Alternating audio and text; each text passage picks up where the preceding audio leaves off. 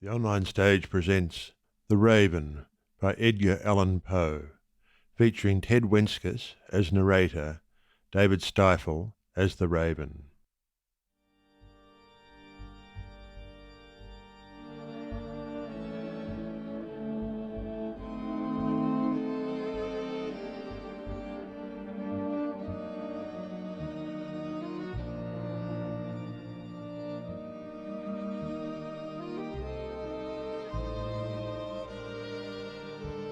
Once upon a midnight dreary, while I pondered weak and weary over many a quaint and curious volume of forgotten lore, while I nodded, nearly napping, suddenly there came a tapping, as of someone gently rapping at my chamber door.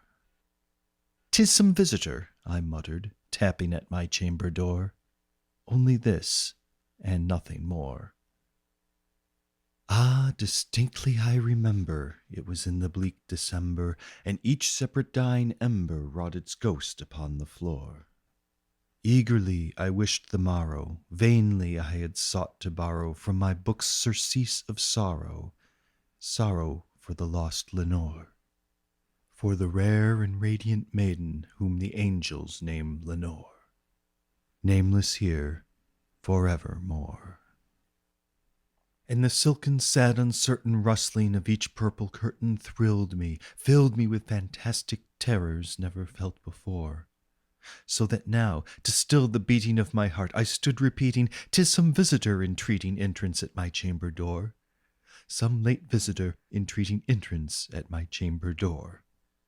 This it is, and nothing more." Presently my soul grew stronger, hesitating then no longer. "Sir," said I, "or madam, truly your forgiveness I implore. But the fact is I was napping, and so gently you came rapping, and so faintly you came tapping at my chamber door, that I scarce was sure I heard you. Here I opened wide the door. Darkness there, and nothing more."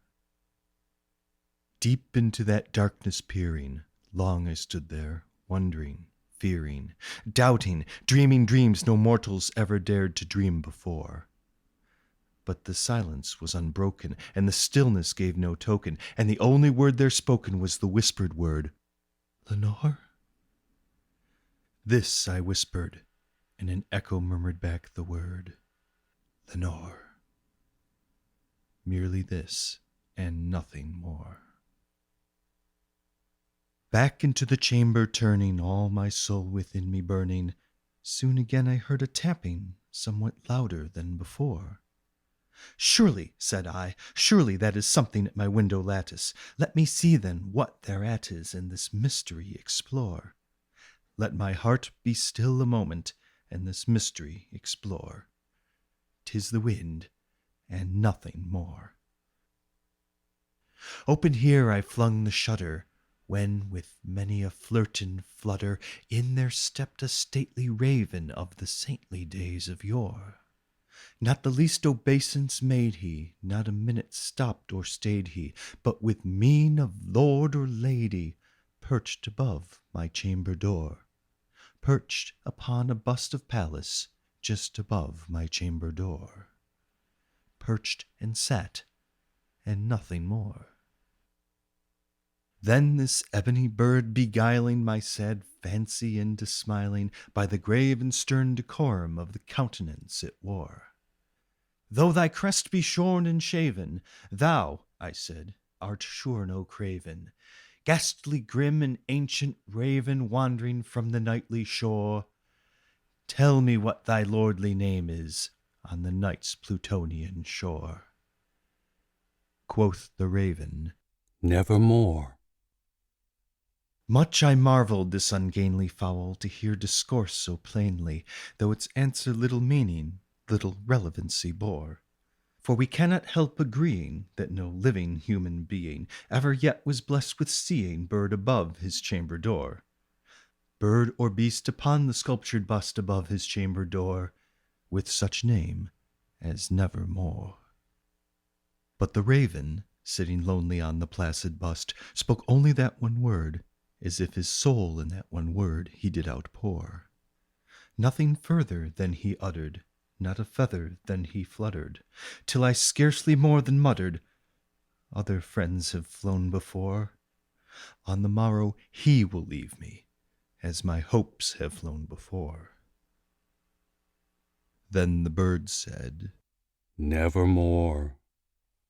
Startled at the stillness broken by reply so aptly spoken, "Doubtless," said I, "what it utters is its only stock and store, caught from some unhappy master, whom unmerciful disaster followed fast and followed faster, till his songs one burden bore, till the dirges of his hope that melancholy burden bore, of never, nevermore."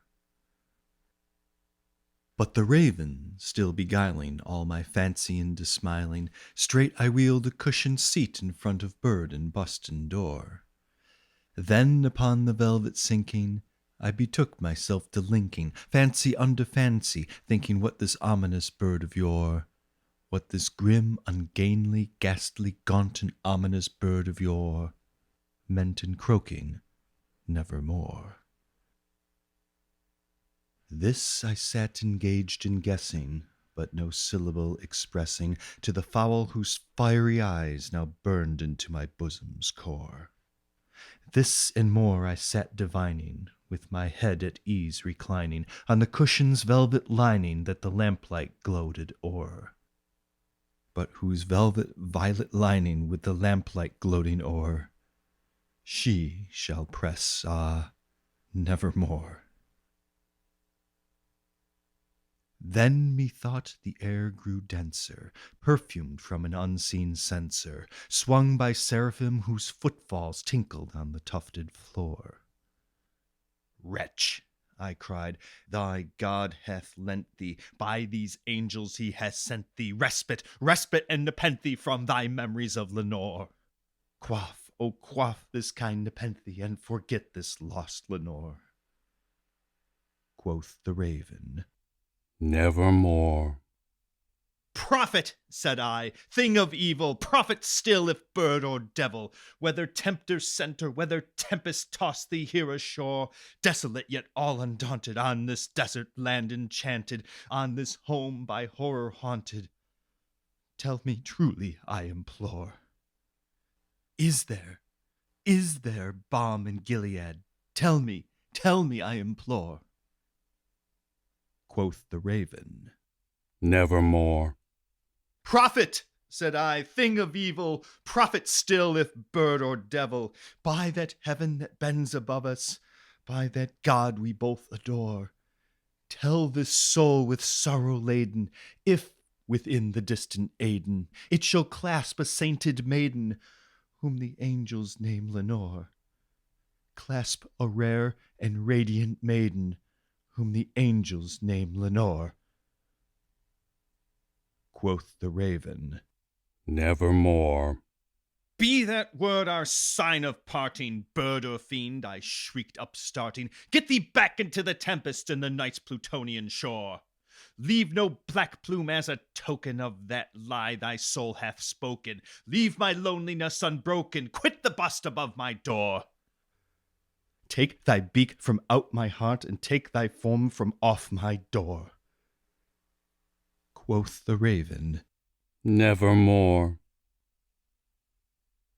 And the raven, never flitting, still is sitting on the pallid bust of Pallas just above my chamber door, and his eyes have all the seeming of a demon's that is dreaming, and the lamplight o'er him streaming throws his shadow on the floor.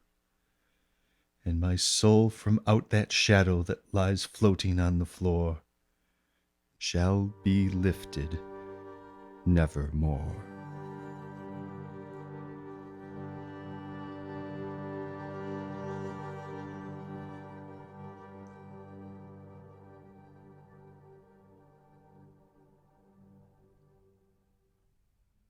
We hope that you have enjoyed this performance of The Raven by Edgar Allan Poe, presented by the Online Stage, featuring Ted Wenskus as narrator, David Stifel as the Raven. This recording may be freely downloaded and distributed as long as the online stage is credited as the author. It may not be used for commercial purposes or distributed in an edited or remixed form. The online stage is a collective of narrators and actors who have come together to create premium quality recordings of dramatic works in audio format. For more information about the online stage, or to explore our catalogue, please visit onlinestage.org. Thank you for listening.